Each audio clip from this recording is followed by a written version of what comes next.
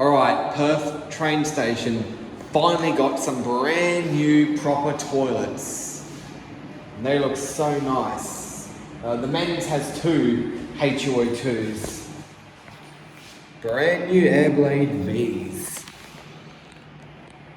This one was made in July 2024.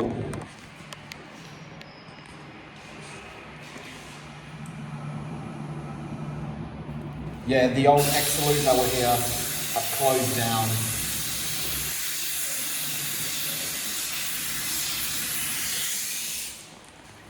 A Dan dryer changing station.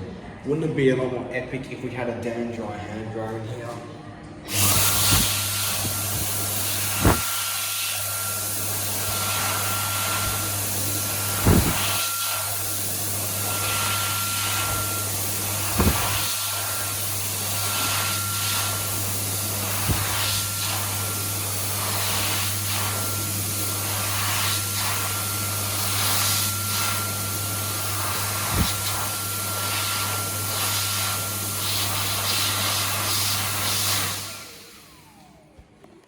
Yeah, that is the bog standard choice for Trains Perth.